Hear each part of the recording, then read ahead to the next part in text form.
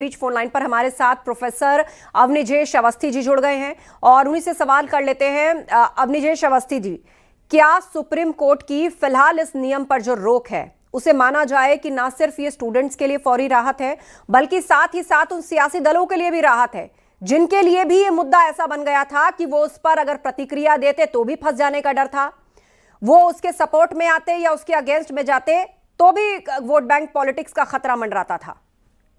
देखिए, सबसे बड़ी बात यह है कि ये राहत की बात तो मैं कहूंगा भारतीय समाज के लिए है। बाकी किसी की राहत से अपने को लेना देना नहीं है, लेकिन भारतीय समाज में जिस तरीके से इस कानून के तहत पूर्वग्रह दिखाई दे रहा था उसको सही ऑब्जर्वेशन सुप्रीम कोर्ट ने उसमें दिखाई है अपनी एकदम। उन्होंने कहा कि बहुत ही वेग है, पहली बात। दूसरी बात, सबसे इंपॉर्टेंट बात यह थी कि जो व्यक्ति अगर कोई भी इसमें कंप्लेंट करता है उसको अगर वो झूठी कंप्लेंट करता है तो उसके ऊपर कोई प्यूनिटिव एक्शन नहीं था। ऐसे में आप एक बात बताइए कि लगातार यूनिवर्सिटीज के अंदर जहां पर पर्सनल एनिमसी बहुत ज्यादा होती है, ईर्ष्या भी होती है, इवन एकेडमिक स्तर पर भी ईर्ष्या होती है, वहां पर अगर आप देखें कोई लैब में कोई काम कर रहा है, मेरे पास ऐसे उदाहरण है, कोई लैब में काम कर रहा है, वो किसी उस तक पहुंचा है, फटाक देने से उसके खिलाफ कंप्लेंट की और उसको कोई सुनवाई की नहीं है उसकी, सीधे उसको पुलिस के पास जाना पड़ेगा। तो ये बात बड़ी साफ सी है कि सुप्रीम कोर्ट ने भारतीय समाज के उस स्वरूप को, जिस स्वरूप में एक समय कहीं, और एक बात बड़ी साफ सी है कि इस समय ऐसा है भी नहीं वास्तव में। इस समय केंद्रीय विश्वविद्यालयों की तो बात मैं जानता हूं, वहां पर इस तरीके की नहीं है। जिन दो आत्महत्याओं का के आधार पर इसको डाला गया था, बिल्कुल बिल्कुल, और आपने बहुत ही अच्छी तरीके से इसको एक्सप्लेन किया कि ये भारतीय समाज की जीत है। जिस तरीके से एक स्टूडेंट लेवल पर अगर इस तरह का डिस्क्रिमिनेशन प्लांट हो जाता तो ये निश्चित रूप से समाज के लिए बिल्कुल अच्छा नहीं होता। और सुप्रीम कोर्ट ने भी उचित टिप्पणी इस पर की है कि भाई यूनिवर्सिटीज के अंदर, शैक्षणिक संस्थानों के अंदर देश की एकता दिखनी चाहिए। और एक बार प्रयागराज का रुख कर लेते हैं, हमारे सहयोगी सर्वेश दुबे हमारे साथ जुड़ गए हैं, उनके साथ भी काफी सारे लोग हैं। सर्वेश, उनसे बात कीजिए, क्या उनका सोचना है और उस लड़ाई को वो कितने आगे तक अब देखते हैं। देखिए, निश्चित तौर पर यूजीसी बिल को लेकर सुप्रीम कोर्ट ने अब अंतरिम राहत दी है और इस पर रोक लगाई है। 19 मार्च को अगली सुनवाई है और इस वक्त हम पूरब का ऑक्सफोर्ड कहे जाने वाले इलाहाबाद सेंट्रल यूनिवर्सिटी में है, जहां की यूनियन हॉल पर खड़े हैं और ये ऐतिहासिक यूनियन हॉल है। कुछ बच्चे हमारे साथ हैं, स्टूडेंट्स हमारे साथ हैं, उनसे बातचीत करेंगे, सीधे उनका रिएक्शन जानेंगे। ये बताइए, क्या नाम है आपका और सुप्रीम कोर्ट ने आज रोक लगाई है, क्या इस कदम को किस तरह से ले रहे हैं आप? मेरा नाम अनुराग यादव है और जो माननीय न्यायालय ने एक याचिकाकर्ता की याचिका स्वीकार करते रोक लगाई है और उस पर अगली सुनवाई 19 मार्च को होनी है। तो मेरा मानना है कि बहुत लंबे समय बाद ओबीसी एसटी के साथ जो लगातार यूनिवर्सिटी में शोषण होता रहा उसके लिए मंच दिया गया था, तो इसको रोक लगाना मेरे हिसाब से गलत है और मैं माननीय न्यायालय से निवेदन करूंगा कि जो तमाम सबूत हैं, जो एविडेंस, उनको सुनने के बाद इस निर्णय को यथासंभव लागू करने का प्रयास करें। आपको क्या लगता है इसमें क्या होना चाहिए? देखिए, माननीय उच्च न्यायालय ने अगर इसका 19 मार्च को अगर इसके वापस करने का इसको अगर देती है, निर्णय देती है, तो हम बहुजन लोग पीडीए के साथ ही 90% देश की आवाम सड़कों पर होंगे और इस बिल के समर्थन में एक जोरदार आंदोलन करेंगे और इस बिल को पेश करने और लागू करने के लिए। जिसके ऊपर इस बिल में ये खामी बताई जा रही है, जिसके ऊपर आरोप लगाया जा रहा है, उससे भी तो अपना पक्ष रखने का मौका मिलना चाहिए। ये उसके मानवाधिकारों का उल्लंघन नहीं था? जी देखिए, इसमें बिल्कुल प्रावधान है, जो अगर गलत आरोप लगाता है तो उसकी एक कमेटी बनेगी और जांच, उस पर कमेटी जांच करेगी। जांच के आधार पर किसी को दोषी ठहराया जाएगा, ना कि कोई आरोप लगा दिया तो उसके ऊपर फांसी। कोई फांसी तो होने वाली है नहीं। आप देखेंगे कि कई इससे पहले SC/ST का कानून बना हुआ है, उसमें भी पहले जांच होती है, फिर किसी को आधार पे मुजरिम ठहराया जाता है। आप देखेंगे कि देश में किस तरह से भ्रमित लोग फैला रहे हैं किसी एक अल्पसंख्यक के। बिल्कुल बिल्कुल, सुप्रीम कोर्ट के आदेश के बाद ही यूजीसी ने 2012 के बिल में अमेंडमेंट किया था।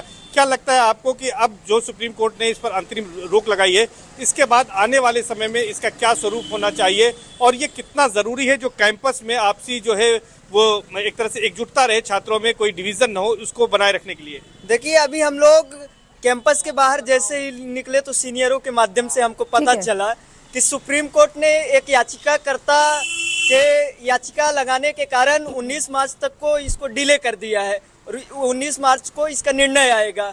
जब इस देश में SC/ST OBC माइनॉरिटी की बात आती है, या आप देखेंगे कि ये जो इक्विटी कमेटी ने जिन रिपोर्टों को लागू किया था 13 जनवरी को, इसमें किन की बात की गई थी?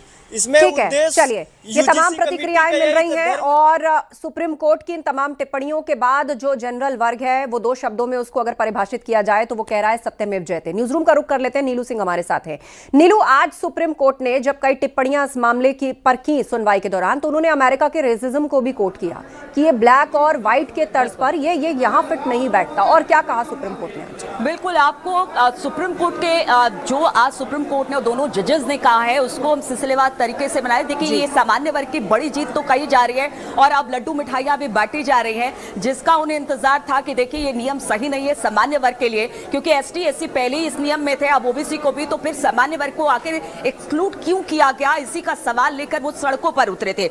अगर बात की जाए जिस तरह से तीखी प्रतिक्रिया की आप भी बात कर रही हैं कि नस्ल भेदी टिप्पणी की बात उन्होंने अमेरिका का जिक्र किया, तो उसमें अगर बातचीत की बात की, उन्होंने कहा कि आजादी के 75 साल बाद भी देश जातियों के जंजाल में नहीं निकल पाया है। जस्टिस जॉय माल्या बागची ने कहा कि अमेरिका वाली स्थिति का जिक्र किया और बागची ने कहा कि मुझे उम्मीद है कि हम उस स्थिति तक नहीं पहुंचेंगे जहां अमेरिका में अलग अलग स्कूलों में ब्लैक और व्हाइट को पढ़ाया जाता था। तो आप समझिए कि किस तरह से नस्लवाद का भी जिक्र किया गया है, जातिवाद का भी जिक्र किया गया है। और उन्होंने कहा कि देखिए, अगर और जब इसका कॉलेज में विरोध किया जा रहा में- था तो लोग इस तर्ज पर बात करने लगे थे कि अब क्या यूनिवर्सिटीज भी अलग अलग बना दी जाए कि जनरल कैटेगरी के स्टूडेंट डर के मारे कहीं और पढ़े, उनके स्कूल्स भी अलग कर दिए जाएं।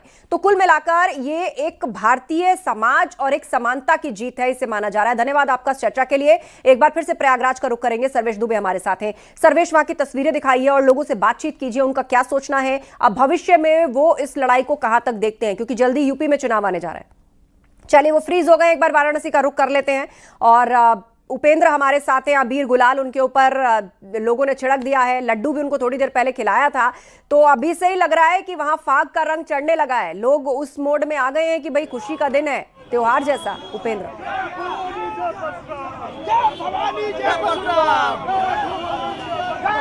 देखिए, बिल्कुल 1 तारीख से फागुन 2 दिन पहले ही आ गया, लेकिन फागुन 2 दिन पहले इसलिए आया है कि एक काला कानून, अगर काला स्याही नहीं आया होता तो आपको गुलाल नहीं देखने को मिलती। इनको अफसोस होना चाहिए कि आपको हम सत्ता पे पहुंचाए हैं, आप हमारे ही सीने में खंजर भोंक रहे हैं। एक सवाल उस बीच में आप लोगों की तरफ से एक मांग ये भी उठने लगी थी कि जनरल के स्कूल अलग कर दिए जाए, ये हो जाए, ये तभी तमाम तरह की मांग।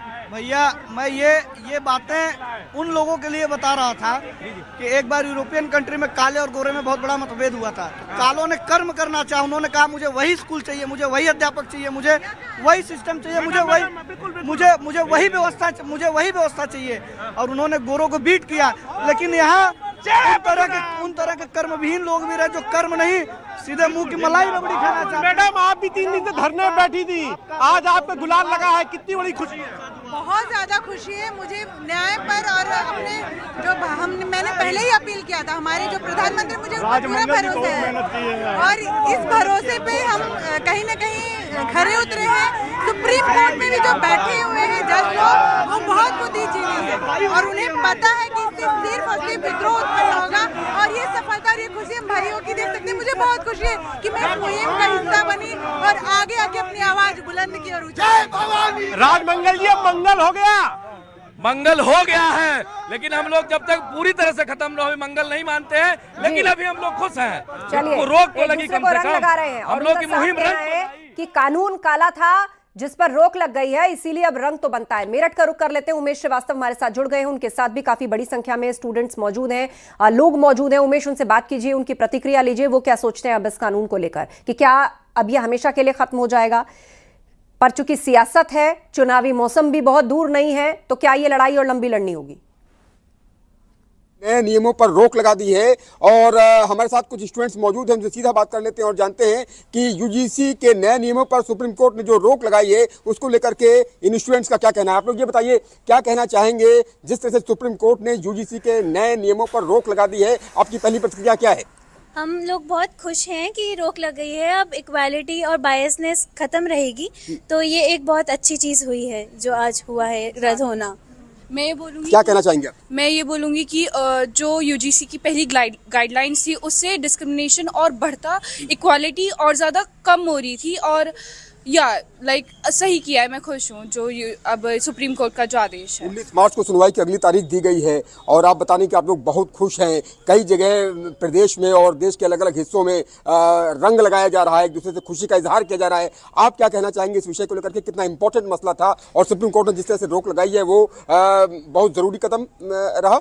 इंडिपेंडेंस के इतने साल बाद यही जरूरी था कि हम लोग इक्वालिटी की तरफ ज्यादा जाएं। यूजीसी की गाइडलाइंस के हिसाब से इक्वालिटी बहुत कम हो रही थी क्योंकि यूनिवर्सिटी स्टूडेंट्स के बीच में आपस में एक रेज की फॉर्मेशन हो रही थी। इस वजह से कम्युनिटीज के बीच में इसकी वजह से ये इम्पैक्ट आएगा और इक्वालिटी कम ज्यादा बढ़ेगी, उसी की मेरी आशा रही। आप लोग सुप्रीम कोर्ट के इस निर्णय पर तालियां बजा रहे हैं, क्लैपिंग्स यहाँ पर हो रही हैं, तालियां बजा करके स्वागत किया जा रहा है। आप क्या कहेंगी? आप लोग क्लैपिंग्स कर रहे हैं कि सुप्रीम कोर्ट का जो ये निर्णय आया है और जिस तरह से कहा है कि भाई इन नए नियमों पर रोक लगती है और नोटिस जारी कर दिया है यूजीसी को और केंद्र को, क्या कहना चाहेंगे? मैं यही कहूंगी कि सुप्रीम कोर्ट ने जो आज एक्शन लिया है, हमें अब लग रहा है कि स्टूडेंट के बीच में जो बायस क्रिएट हुई थी before 2-3 days, it was now about to be cancel. अब हमें ज्यादा खुशी होगी कि सारे बच्चे हम now we are equal to each other. There is no such things कि तुम्हें आसानी होगी, हमें प्रॉब्लम होगी because of this UGC act. We are happy with the decision of supreme court ने यह भी टिप्पणी की है कि जाति विहीन समाज होना चाहिए और ऐसी जो बातें थी, जो नए नियम थे,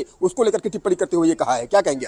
लेकिन सर हमारे देश में ऐसा हो रहा है कि नियम बन रहे हैं लेकिन उसके इम्प्लीमेंटेशन से पहले ही जो इतना विरोध हो रहा है ये भी सही नहीं है, क्योंकि अगर नेशनल लेवल पर इतने बड़े लेवल पर कोई निर्णय लिया जा रहा है तो कहीं ना कहीं हमें वेट करना चाहिए उसके इम्प्लीमेंटेशन के लिए, फिर उसके प्रोस एंड कॉन्स देखने चाहिए। अभी हमारे युवा क्या सड़क पे आ रहा है, विरोध में लगा है, नहीं चाहिए, एक बार देख लेना चाहिए। क्या पता सर ये इनइक्वालिटी की बात तो कर रहे हैं सब, लेकिन एक बार देखना चाहिए कि उसको कितना जस्टिसेबल है। क्या कहेंगी आप? कितना सुप्रीम कोर्ट का जो ये निर्णय आया है, जो टिप्पणी सुप्रीम कोर्ट ने की है, उसको लेकर के आपका रिएक्शन क्या है? जी, मैं जो सुप्रीम कोर्ट है हमारा, उनके पास सुप्रीम अथॉरिटी है, तो उन्होंने अपने जो पावर में जो काम किया है, जो डिसीजन लिया है वो सही है, क्योंकि और उन्होंने बेसिकली यूजीसी की गाइडलाइंस को पूरी तरह से डिनाई नहीं किया है। जो